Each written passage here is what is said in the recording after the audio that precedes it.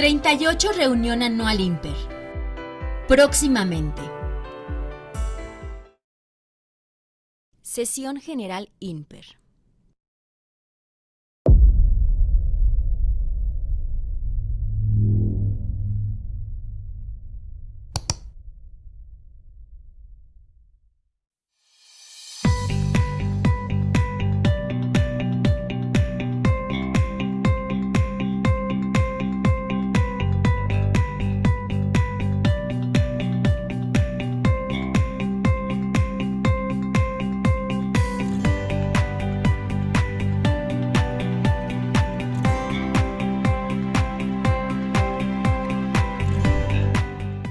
Bienvenidos. Comenzamos.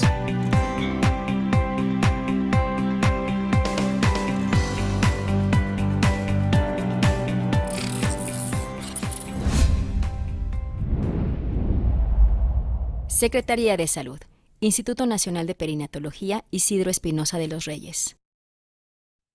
Buenas tardes, les damos la bienvenida a la sesión general del día de hoy, a nombre de la doctora Ana Cristina Arteaga Gómez, directora general del Instituto Nacional de Perinatología, y de la doctora Viridiana Gorbea Chávez, directora de Educación en Ciencias de la Salud. Le damos la bienvenida al ingeniero Gerson Ricardo García Corona y a la QFB Rita Villegas Vargas, quienes forman parte de la Coordinación de Manejo de RPBI, para que nos presenten la sesión del día de hoy, Impacto Ambiental de los Residuos Hospitalarios, la cual la estamos transmitiendo por vía Zoom, Facebook Live y de manera presencial. Bienvenidos. Adelante. Buenas tardes. Vamos a hablar un poquito sobre el contexto histórico de lo que son los residuos. Alguien se ha preguntado, ahora sí que una de las preguntas sería, ¿hacia dónde van los residuos que generamos tanto en el ámbito hospitalario como en nuestros hogares?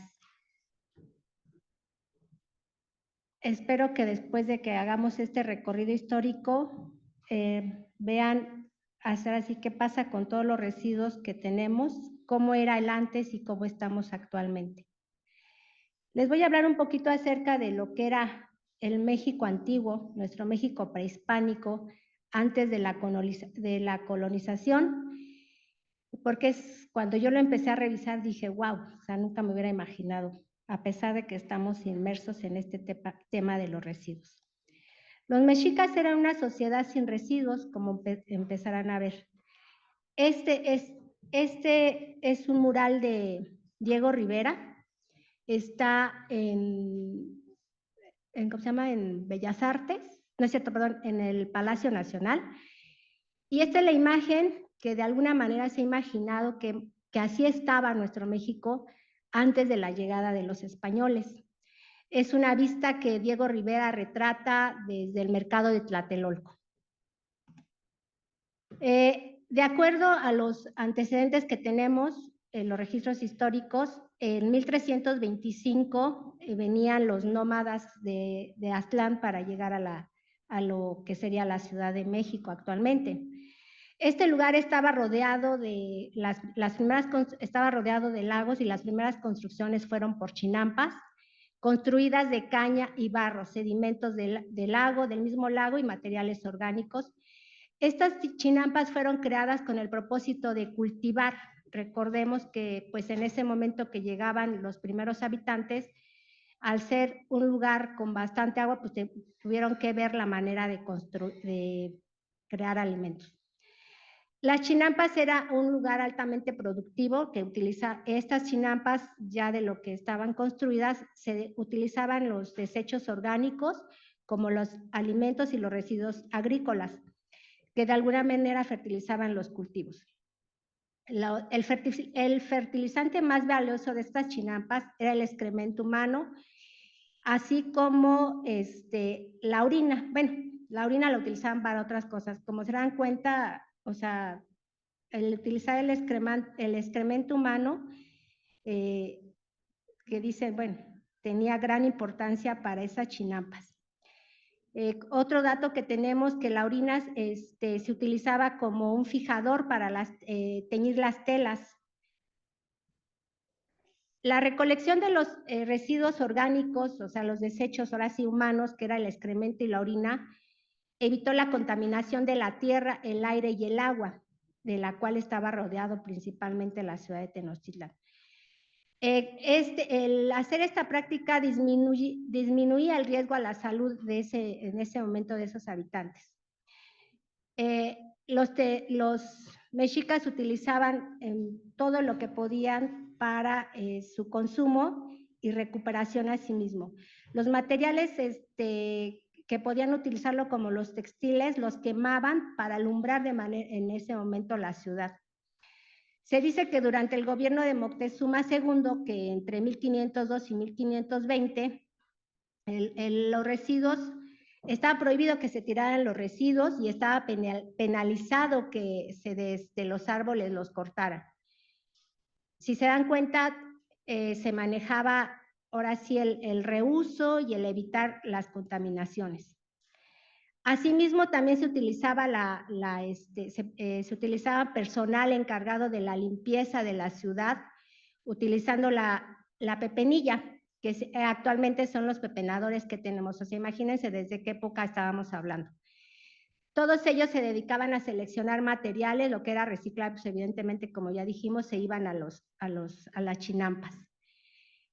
Lo que significa que, pues, de alguna manera, Tenochtitlán era una ciudad limpia antes de la llegada de los españoles. Ya en la colonización, cuando llegaron, en 1519, la ciudad de Tenochtitlán había 200,000 habitantes. Era una ciudad grande para la época, e incluso más grande que la de Europa, y la limpieza con la que se contaba en ese momento la ciudad, pues obviamente impresionó a los españoles. Ya una vez que empezaron a gobernar los españoles, se desmanteló, o sea, algo muy importante, todo lo que ellos hacían, los mexicas, en la recolección de la basura y el uso que se le daba en ese momento a lo que se generaba. Esta es la imagen con la que se fue durante la colonización de lo que se veía. Se dan cuenta, ambas imágenes no sigue reflejándose lo que tenemos actualmente, comparado a lo que vivíamos antes. En la actualidad, hablando de lo que tenemos en este momento como generación de residuos, vamos a hablar un poquito de las cifras que son impactantes. Del 2000 al 2050 se preveía que hubiera un 50% de la actividad económica global, así como un 500% del uso de energía y de materiales en un 300%. A raíz justamente de lo que es la industrialización, tenemos que muchos de los residuos, ahora sí que los residuos que tenemos se empiezan a incrementar, ya que todo pues es desechable, o sea, desde esa época hasta acá. De acuerdo a la Organización Mundial de la Salud, todos los residuos generados en el ámbito hospitalario, en los ámbitos de la salud, es aproximadamente un 85%. De ese 85% son no peligrosos y el 15% restante se considera peligroso, como son los residuos infecciosos, tóxicos o radioactivos. Estos residuos se generan de las prácticas de la salud que tenemos, como son las clínicas, laboratorios, funerarias, cementerios, consultorios, farmacias, centros de pigmentación, o sea, donde se hacen los tatuajes, veterinarias y zoológicos. O sea, todas estas actividades generan los residuos ya antes señalados. En los países de mayor ingreso se generan el 0.5% de los desechos peligrosos del total de los residuos que generan por cama hospitalaria, mientras que en los países de ingresos bajos el promedio es de 1.2 kilos por cama hospitalaria. Sin embargo, este dato del 0.2 de kilogramos está de alguna manera falseado. ¿Por qué? Porque desafortunadamente no se separa la basura de forma correcta. Nuestros desechos hospitalarios los combinamos, ahora sí, nuestros desechos de sangre que generamos de la salud y algunos otros que vamos a ver más adelante, se van a dar cuenta que no hay una buena separación. Por ejemplo, si desechamos un residuo, por ejemplo, una aguja en un residuo orgánico, pues estamos contaminando. Los residuos hospitalarios se clasifican en residuos infecciosos de riesgo biológico, químicos o radiactivos, así como los no peligrosos, que son los biodegradables, que son los alimentos que se generan de aquí, lo que desechamos como alimentos o algún otro residuo. Todos estos residuos, pues evidentemente dañan el ecosistema, ahora sí, el agua y el ambiente. Como ya dijimos, los riesgos para la salud que generan estos residuos contienen microorganismos que pueden ser dañinos o infectar a los pacientes de los hospitales, los trabajadores de la salud y la población en general. Lo más peligroso que de alguna manera también se va generando es que de esos residuos que se generan, evidentemente, hay microorganismos que se han vuelto farmacoresistentes y que se propagan en el medio de la salud. ¿Cuál es el problema de estos residuos que se generan? A su vez, esto es un gran impacto en la salud, tanto del personal que trabaja en el ambiente hospitalario, como los que se dedican a hacer la recolección de esos residuos. ¿Cuáles son los riesgos que tenemos? Son las heridas por objetos de punzocortantes, la exposición a tóxicos, a productos farmacéuticos, en particular los antibióticos y fármacos citotóxicos, ya sea como el mercurio y las dioxinas. Las quemaduras por sustancias químicas que se generan al momento de desinfectar o esterilizar los desechos, la contaminación al aire por la liberación de las partículas que se generan al incinerar los desechos, las quemaduras térmicas, ya que para los residuos se tienen que quemar y la combustión que genera, pues evidentemente va al aire, y ese es un gran problema que no se ha podido corregir. Quemaduras por radiación, como ya dijimos, derivado de los desechos, y volver a repetir, los desechos por la resistencia de los antimicrobianos que se van generando, ya que no hay una buena garantía del almacenamiento que se hace. Otro de los datos más impactantes que también probablemente ya lo hayan escuchado, a raíz después del COVID y antes del COVID se utilizan gran cantidad de jeringas para cualquier uso en los ámbitos hospitalarios, de tal manera que la OMS nos reporta que tenemos 16,000 millones de inyecciones que se aplican. O sea, imagínense entonces de ahí cuántos son los desechos que se generan. Y obviamente de estos, sobre todo de este insumo que se ocupa, las agujas son las que tienen mayor impacto porque son las que de alguna manera en el ámbito hospitalario generan mayor riesgo.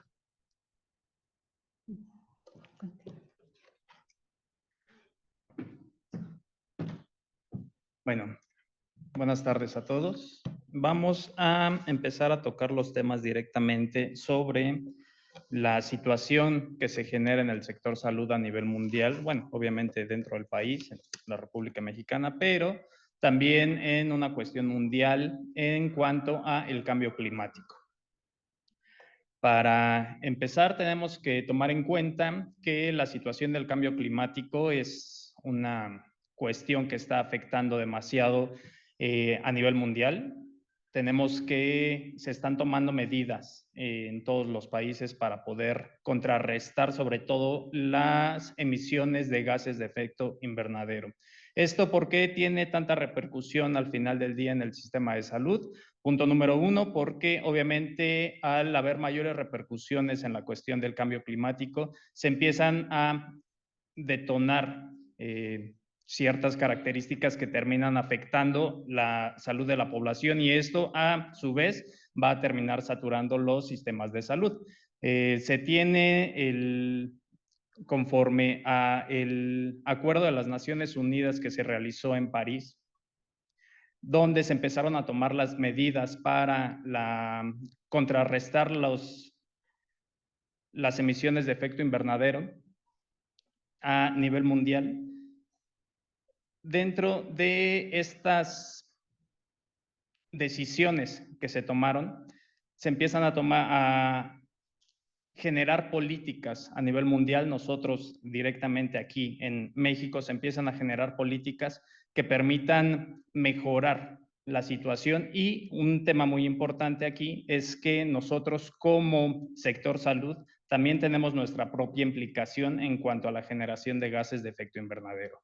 El cambio climático, según la Organización Mundial de la Salud, contribuye directamente a las emergencias sanitarias y conforme a los datos que la Organización Mundial de la Salud proporciona, existen actualmente 3.600 millones de personas que ya viven en situaciones que afectan su salud directamente a través solamente del cambio climático.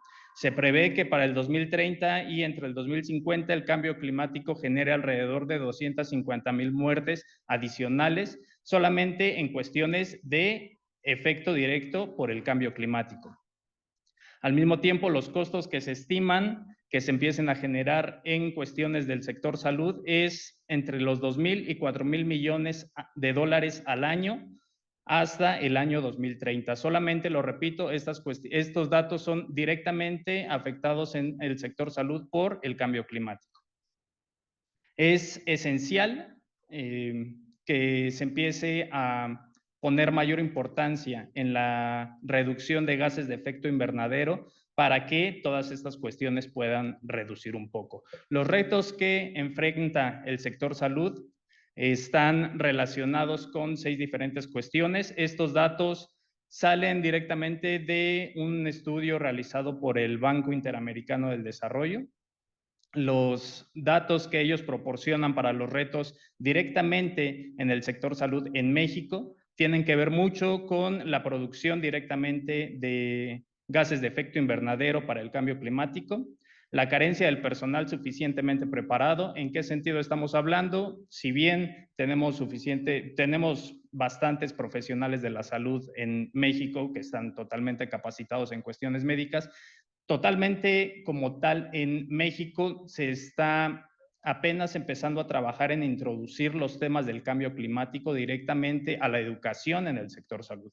Como ustedes como residentes lo sabrán, no son temas que se toquen directamente durante la carrera y en este caso se empieza a trabajar en estas cuestiones, pero estamos hablando del año 2025 cuando las cuestiones de cambios de efecto invernadero llevan mínimamente 15 años ya entrando en vigor, ¿no? Entonces, es uno de los retos que tiene México totalmente para poder cambiar la preparación de nuestros médicos y de nuestras enfermeras.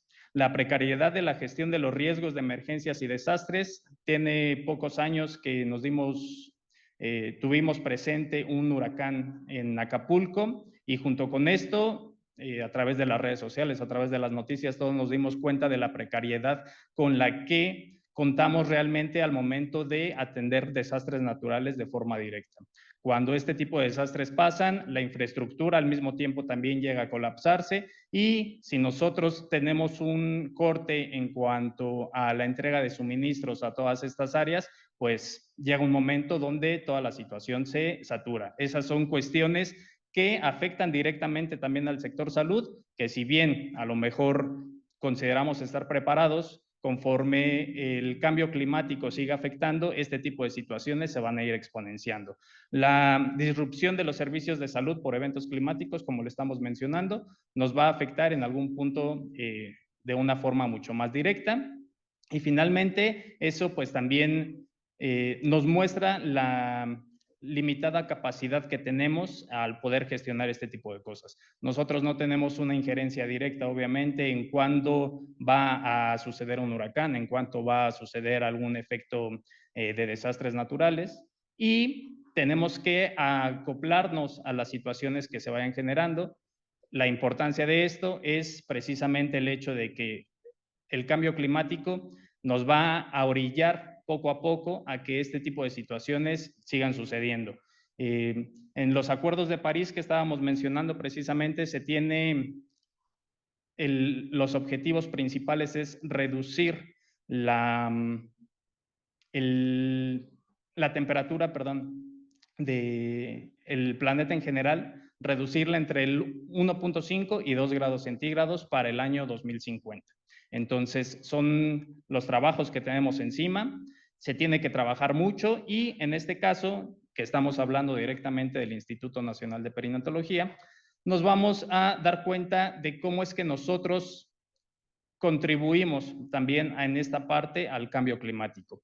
Los datos que estamos presentando nuevamente son datos que se generaron a través de estudios, no son datos que nosotros nos hayamos sacado de la manga. Primeramente se empezaron a trabajar en un estudio que se realizó en Canadá, posteriormente otros países empezaron a replicar este tipo de estudios, donde empezaron a darse cuenta de cuáles son las contribuciones que tienen directamente los sectores de salud en cuanto a las emisiones de gases de efecto invernadero, que es el mayor punto a tratar en cuestiones del cambio climático.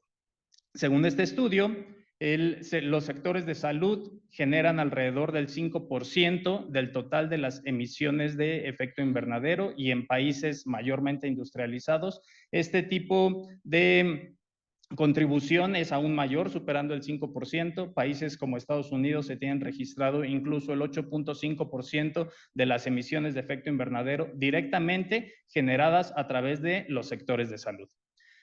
Si bien de este 4.4% que se prevé como un promedio de las emisiones de carbono, de ese 4.4% contribuyen un 17% a las emisiones del sector salud. ¿Esto qué quiere decir? Son emisiones generadas directamente por los centros, por los hospitales, las clínicas, todo lo que tiene que ver directamente en los lugares donde se le da la atención a las pacientes, y el 71% no tiene que ver tal vez de forma directa, pero sigue vinculado con el sector salud, que sobre todo está más relacionado con la cuestión de la distribución de insumos para todas las atenciones y todo lo que necesitamos en la cuestión del sector salud, ¿sale? Entonces,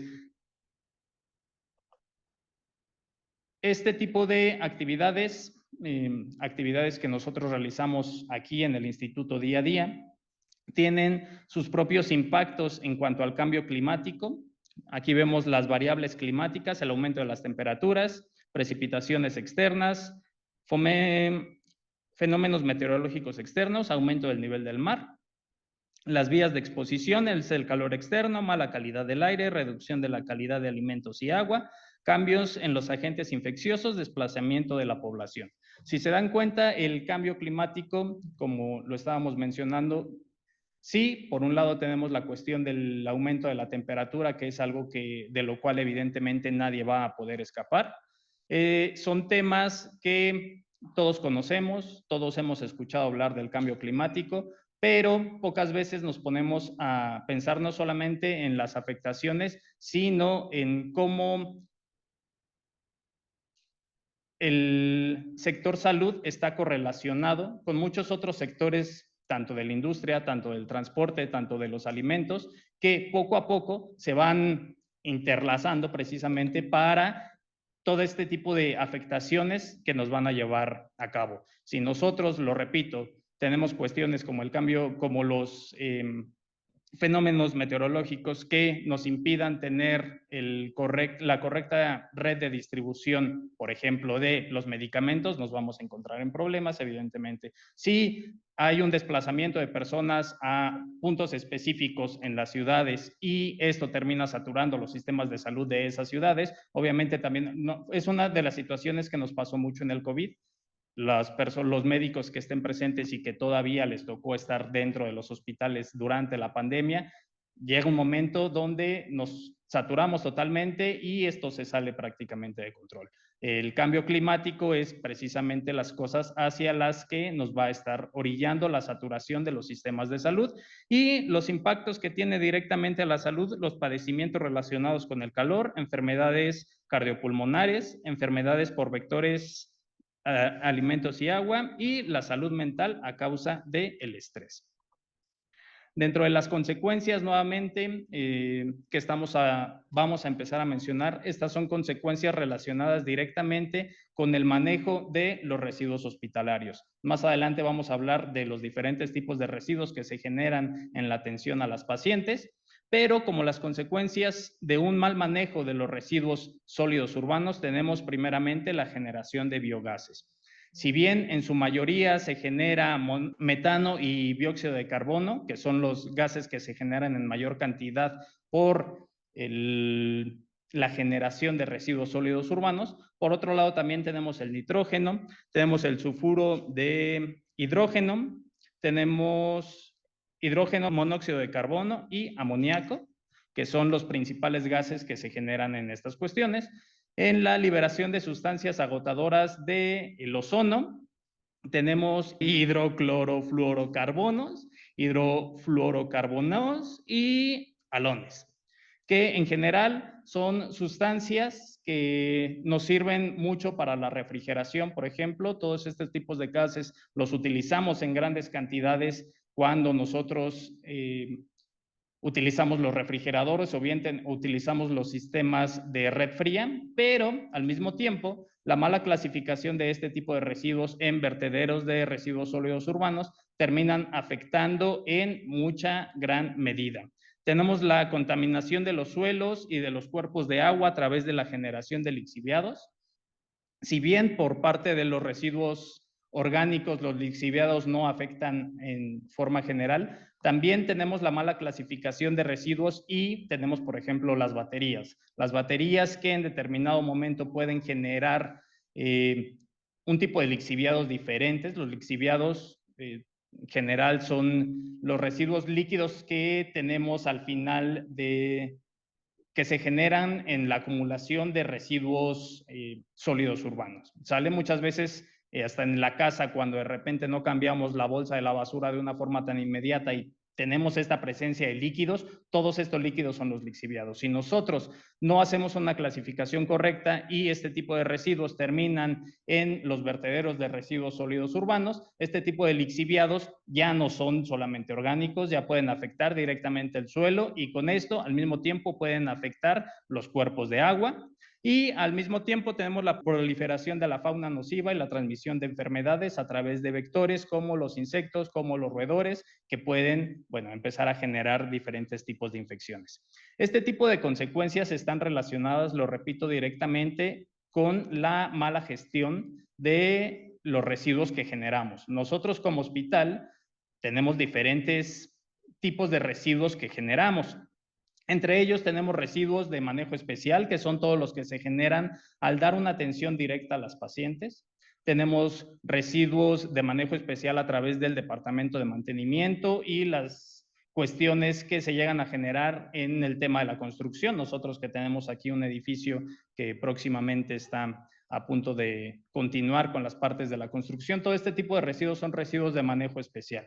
¿Sale? Nosotros en nuestras casas, por ejemplo, también tenemos residuos de manejo especial cuando nosotros queremos tirar, por ejemplo, un refrigerador. Lo que generalmente sucede es que el camión de la basura normal no se lo lleva, tenemos que buscar la forma de que sean residuos que se desechen de forma diferente. ¿Sale? Este tipo de residuos, los generamos aquí en el hospital. Tenemos residuos sólidos urbanos que los conocemos comúnmente como residuos orgánicos, residuos inorgánicos, que, como lo mencionó la química al principio, en su mayoría en el hospital son los que se generan en mayor cantidad. Aproximadamente el 85% de todos los residuos que se generan en el sector salud tienen que ver con este tipo de residuos orgánicos e inorgánicos. Y al mismo tiempo tenemos los residuos peligrosos. Aquí en el Instituto Nacional de Perinatología tenemos diferentes laboratorios, tenemos una torre dedicada a la investigación totalmente que genera residuos químicos que son residuos peligrosos, no solamente en la cuestión directa a la salud de las personas que los manejan, sino residuos peligrosos para el medio ambiente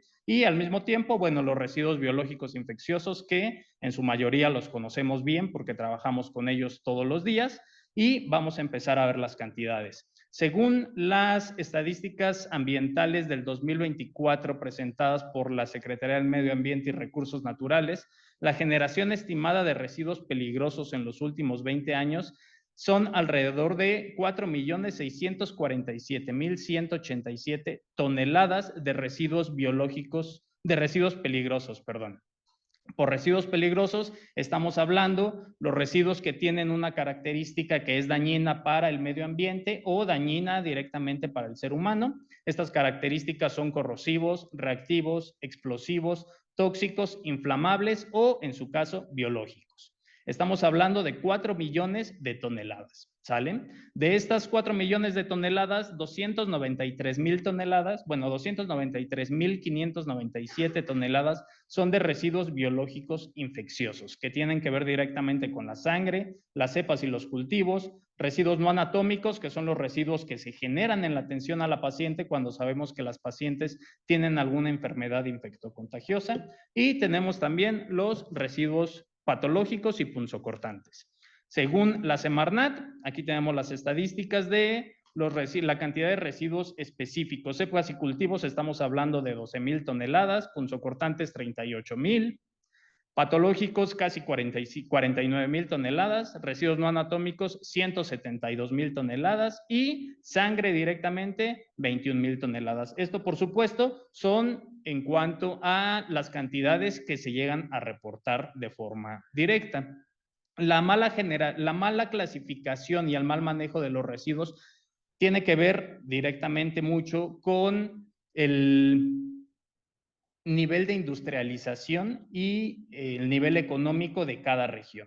¿Sale? Los países mayormente desarrollados presentan un mejor manejo de los residuos y los países en vías de desarrollo presentan un peor manejo de los residuos. Entonces, los residuos que lleguen a ser mal clasificados o que tengan un mal manejo no van a ser reportados. Nosotros directamente en la República Mexicana sí tenemos aún municipios que no se lleve un adecuado manejo de los residuos hospitalarios, pues son cifras que no van a estar presentadas directamente por parte de la Secretaría, ¿sale? En cuanto a los residuos sólidos urbanos, es más complicada el registro de este tipo de residuos, ¿sí? Pero en promedio se considera que en el año 2020 se generaban de forma diaria 106,523 toneladas de residuos sólidos urbanos. Estamos hablando de residuos, en teoría, solamente residuos orgánicos e inorgánicos, ¿sale? Entonces son 106,000 toneladas diarias las que se tienen consideradas para el manejo de este tipo, de la generación de este tipo de residuos en la República Mexicana. Ahora, nosotros como hospital generamos diferentes tipos de residuos, ya lo estaba mencionando, y a pesar de que somos un hospital relativamente pequeño, vamos a ver las cantidades que terminamos generando de forma anual. Es importante que tomemos en cuenta que no solamente son los residuos sólidos urbanos ni los residuos de manejo especial los que nosotros generamos. Dentro de las actividades propias del hospital, contamos con 4 calderas que son 4 calderas que para estar prendidas necesitan combustible, que al estar generando el calor para las diferentes áreas que nosotros manejamos directamente, por ejemplo, el agua caliente para la residencia médica, directamente el vapor que se utiliza para la sella y poder desinfectar. En la propia torre de investigación se necesita el vapor en diferentes laboratorios. Entonces, estas calderas con las que nosotros contamos generan también gases contaminantes en diferentes cantidades. Año con año nosotros tenemos que estar haciendo mínimamente una vez al año un estudio de estas calderas para ver que los parámetros que nosotros manejamos estén dentro de lo permitido, y a su vez también tenemos la generación de residuos que se van directamente al drenaje y el alcantarillado, ¿sale? Un ejemplo muy directo de esto es el servicio del comedor. El servicio del comedor debe de contar, por ejemplo, con trampas que atrapen directamente la grasa que se genera en esto para que no se vayan directamente al sistema de alcantarillado. Los residuos que nosotros desechamos a través de ese sistema de alcantarillado también tienen que estar siendo monitoreados para que no terminemos nosotros contaminando de esa forma también. Todo eso se agrega directamente a los residuos sólidos que nosotros generamos aquí en el hospital. Estos son los tipos de residuos sólidos, los tipos de residuos hospitalarios que se generan no solamente en perinatología, en el sector salud. La clasificación más grande la podríamos hacer entre residuos peligrosos y residuos no peligrosos. Como lo mencionaba, los no peligrosos tenemos los de manejo especial, que son los que se generan en la atención directa a la paciente, y los sólidos urbanos, que tenemos orgánicos e inorgánicos. En cuanto a los residuos peligrosos, ya se los había mencionado, tenemos corrosivos, reactivos, explosivos, tóxicos e inflamables. Estos están manejados directamente en México por una norma de forma específica, que es la norma 52 de la Semarnat. Y los biológicos infecciosos son otro tipo de residuos con los que ustedes como médicos están mucho más familiarizados y que tienen que ver con la sangre, las cepas y los cultivos, patológicos, no anatómicos y punzocortantes. Ahora, en cuanto a las cantidades que nosotros como hospital generamos solamente durante el año 2024, en cuanto a residuos peligrosos, tomando como peligrosos los corrosivos, reactivos, explosivos, tóxicos e inflamables. No estamos contando aquí los residuos biológicos infecciosos. Solamente en el año 2024 generamos 3 toneladas 787 kilogramos. ¿Sale? 3 toneladas, casi 4 toneladas solamente de residuos que salen directamente de los laboratorios de aquí del hospital. Dentro de esas casi 4 toneladas, 307 kilos fueron directamente de baterías que se generan aquí en el hospital, ¿sale? Y el medicamento caduco terminó representando casi 50 kilogramos. Es muy importante mencionar que estamos hablando aquí en cantidades de peso, de masa, no estamos hablando la representación económica que esto termina influyendo, ¿sale? Porque en la cuestión del medicamento, por ejemplo, tenemos casi 50 kilogramos que como tal, pudiéramos decir, no es mucho, pero hay medicamentos que han llegado a desecharse, que un solo medicamento, que obviamente pesa solamente unos cuantos gramos, vale miles de pesos, ¿sale? Entonces, la cuestión económica es un dato totalmente diferente. Sin embargo, bueno, en cuanto a peso, el medicamento caducado que se generó durante el año pasado fueron casi 50 kilogramos. Justo las medidas que nosotros como hospital debemos de tomar es la rotación de este tipo de medicamentos, por ejemplo, para pues evitar el desecho y el desperdicio de los insumos en general. En cuanto a los residuos biológicos infecciosos en el hospital, bueno, en todos lados lo manejamos a través de las bolsas rojas que ustedes conocen, los residuos patológicos a través de las bolsas amarillas, los residuos de punzocortantes, bueno, los contenedores de punzocortantes y los contenedores rígidos que se utilizan para el manejo de residuos biológicos líquidos, ¿sale? Al final de este año, en cuanto a sangre, generamos casi 2 toneladas de sangre que se termina desechando, ¿sale? 2 toneladas. En cuanto a las cepas y los cultivos, tenemos casi 4 toneladas, 3 toneladas 952 kilogramos, residuos patológicos, 2 toneladas 182 kilogramos, residuos no anatómicos, que son los que se generan en mayor cantidad, tenemos 22 toneladas, punzocortantes 929 kilogramos. Al final del día terminamos con 31 toneladas 321 kilogramos de residuos biológicos infecciosos. Estamos hablando solamente de bolsas rojas, bolsas amarillas y contenedores de punzocortantes. 31 toneladas de esto es lo que generamos. A esto le agregamos las casi 4 toneladas de residuos peligrosos.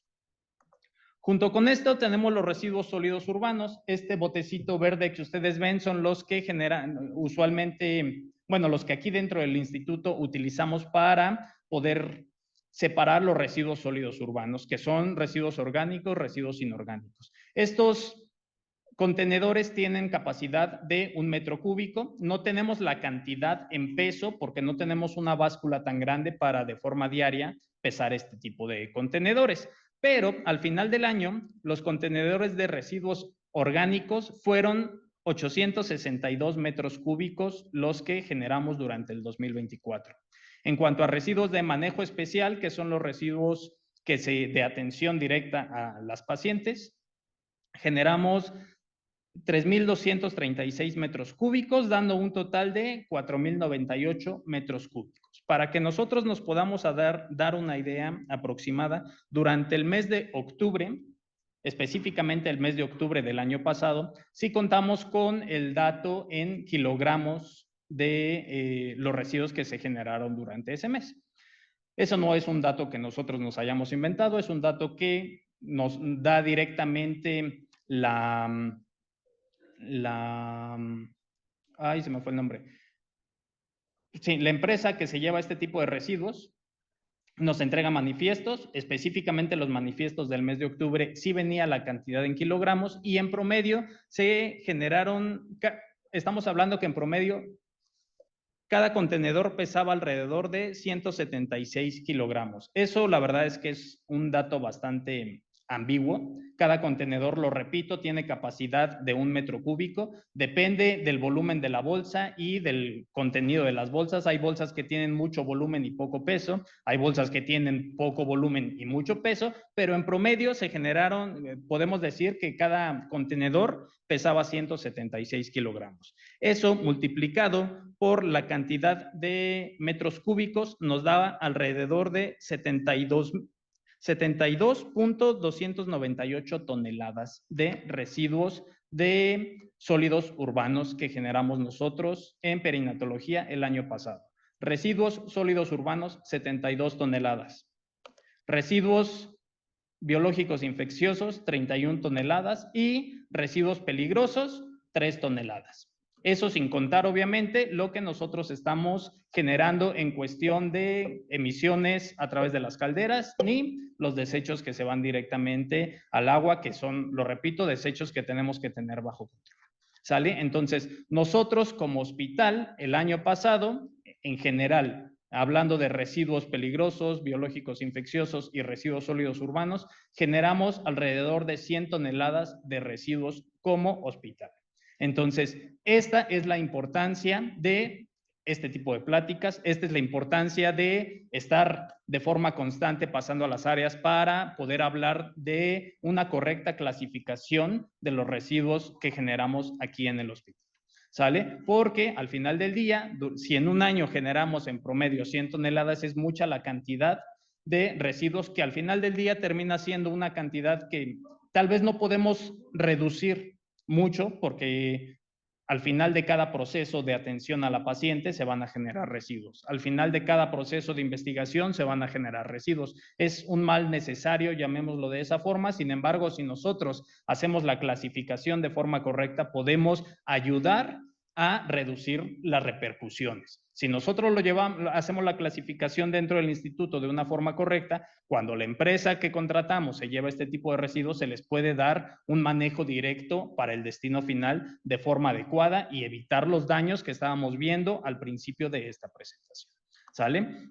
No todo está tan mal. Dentro del hospital, ustedes lo saben, en todas las áreas tenemos la recolección de papel y de cartón para poder, se recolecta para poder reciclarlos. Directamente los enviamos a la Comisión Nacional de Libros de Texto Gratuitos y el año pasado juntamos 5 toneladas, 512 kilogramos de papel y de cartón que se enviaron directamente para la producción de libros de texto gratuitos. Son las pocas cosas que podemos tal vez hacer. Hay mucho por hacer aún aquí en el hospital. El principal factor a tomar en cuenta siempre es el trabajo que nosotros como trabajadores del hospital llevamos a cabo. Si nosotros llevamos a cabo la clasificación de forma adecuada, entonces pues podemos ayudar a que el efecto que generan nuestros residuos sea un poco menor, ¿sale?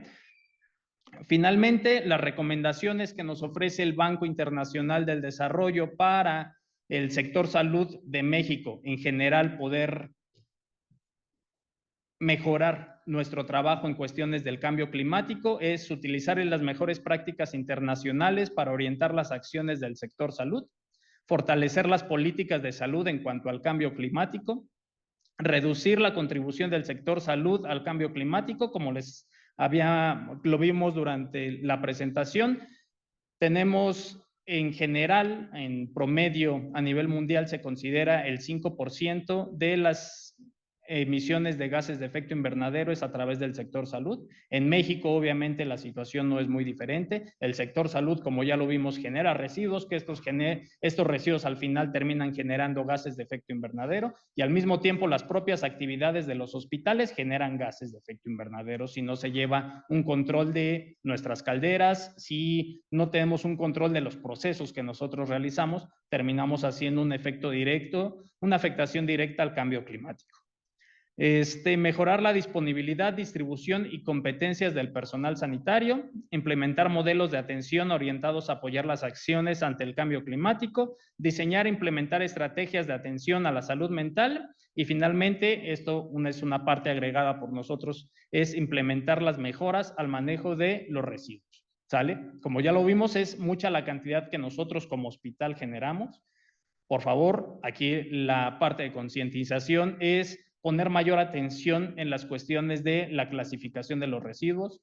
Yo sé que ustedes como médicos muchas veces nos han visto pasar por las áreas, estar dando este tipo de información para que la clasificación se haga de una forma correcta. Nosotros como hospital somos 100% responsables de los residuos que nosotros generamos. Al final de cada proceso se generan residuos y somos responsables nosotros de estos y de la correcta, no solamente la clasificación, sino la disposición final de este tipo de residuos.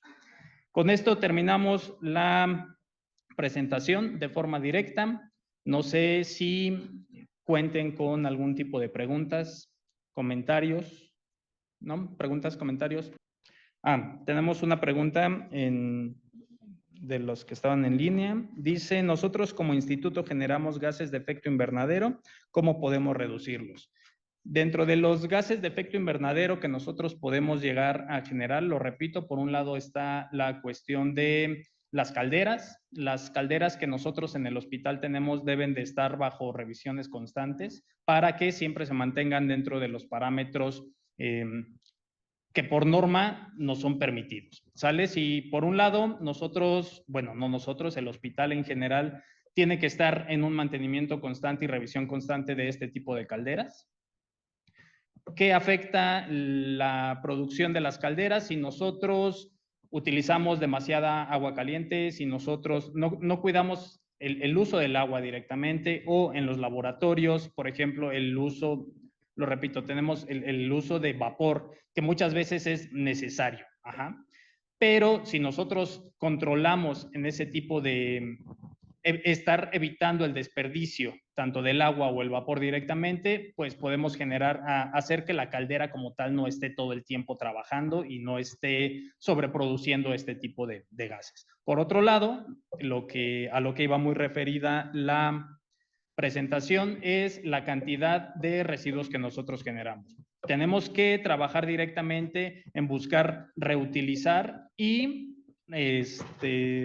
reciclar el mayor tipo de materiales que podamos. No es lo mismo reutilizar que reciclar.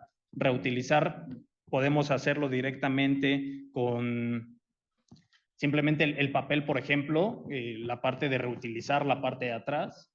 Y el reciclaje como tal ya lleva un proceso de eliminación y volver a generar algo a través de esto. Es mucha la diferencia. La cantidad de residuos que nosotros generamos sí genera un efecto directo en los gases de efecto invernadero. Entonces, si nosotros, por un lado, buscamos reducir la generación de residuos y por otro lado hacemos la correcta clasificación, se les puede dar un mejor destino final a este tipo de residuos y con ello evitar que termine en donde se generan todos los residuos sólidos urbanos, donde se almacenan todos los residuos sólidos urbanos, y esto al final del día termina generando gases de efecto invernadero. Si nosotros reducimos la cantidad de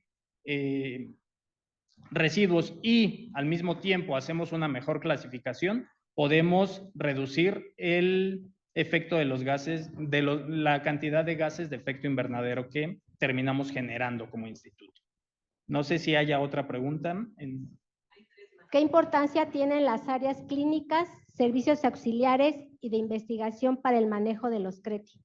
Bueno, el manejo de los residuos, CRETI en este caso está hablando de los residuos peligrosos, corrosivos, reactivos, explosivos, tóxicos e inflamables.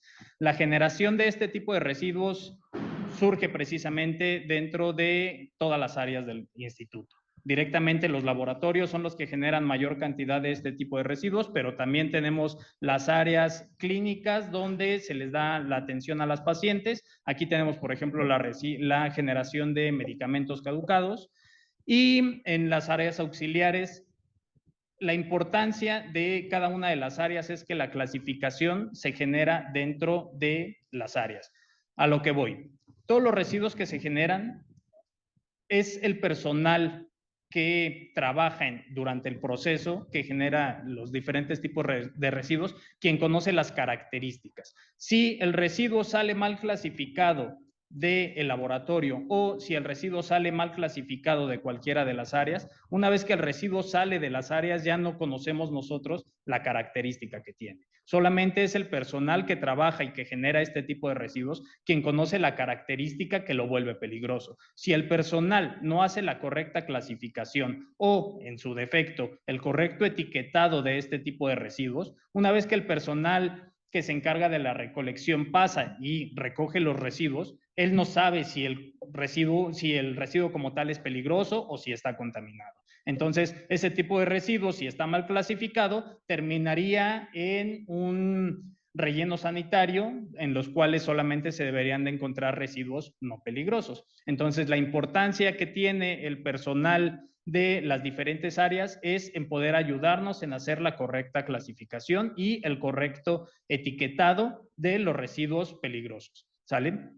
Si el personal del área clasifica y etiqueta de forma correcta el residuo, se le puede dar un correcto tratamiento.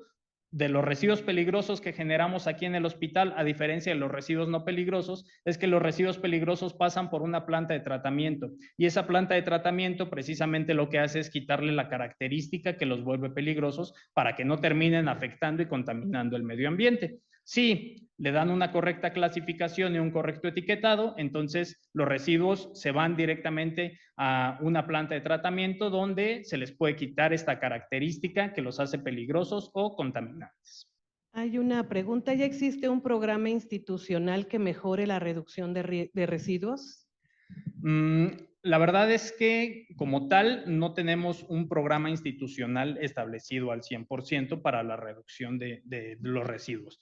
En cada una de las áreas, lo repito, dependiendo de las actividades que se manejen, se generan diferentes cantidades y diferentes tipos de residuos. Se tiene planes de propaganda y de concientización. Sin embargo, institucionalmente no tenemos un plan como tal de reducción de residuos al 100%. Es una de las cosas que precisamente tenemos como área de oportunidad y en las cuales, bueno, son dentro de los retos del instituto que se tiene para poder seguir mejorando en cuanto a la reducción de los residuos y en este caso, bueno, también que termine afectando al cambio climático. Las dos últimas. ¿Sí? ¿Los residuos hospitalarios generados requieren alguna temperatura?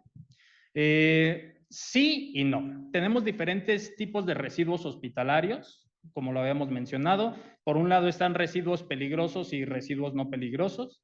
Dentro de los residuos que sí son peligrosos tenemos los residuos biológicos infecciosos y dentro de estos residuos biológicos infecciosos, bueno, dentro de los residuos biológicos infecciosos tenemos los residuos patológicos. Directamente los residuos patológicos son todos los tejidos humanos que lleguen a generarse o en su defecto los animales que puedan ser inoculados con algún agente infeccioso y este tipo de animalitos que hayan sido inoculados también se manejan como residuos patológicos.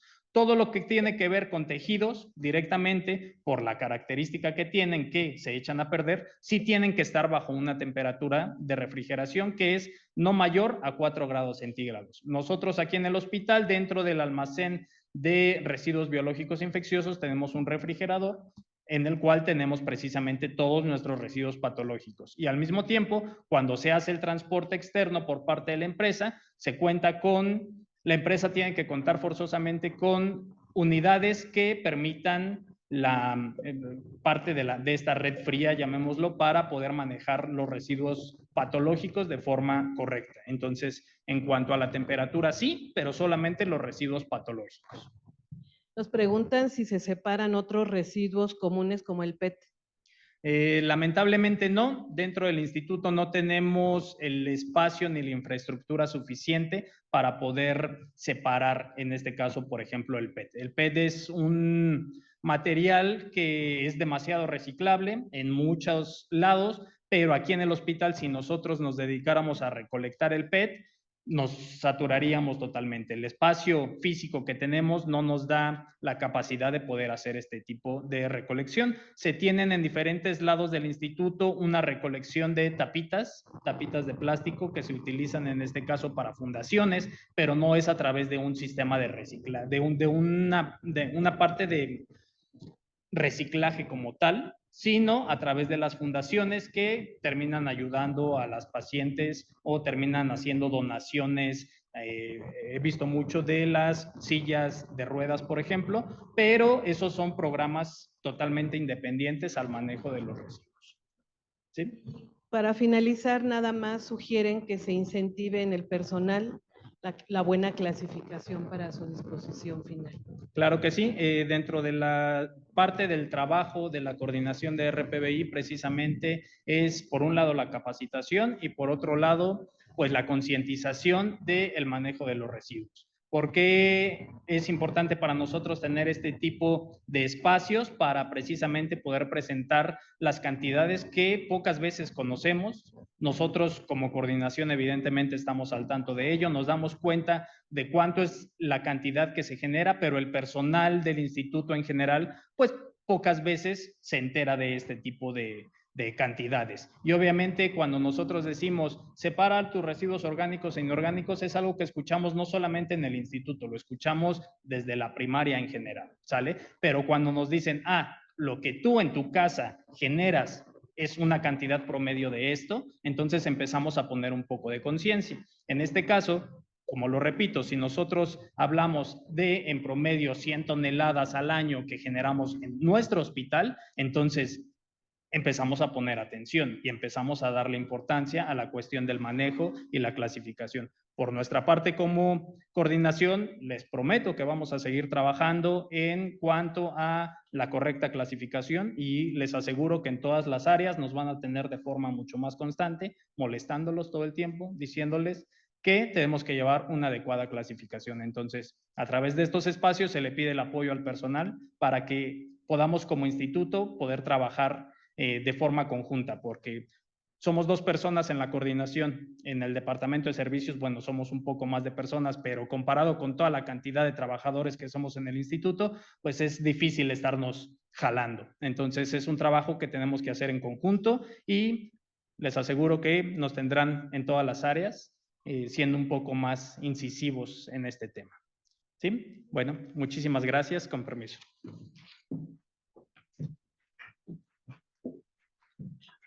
Les agradecemos su presencia a los que nos vieron en línea y gracias por su presencia.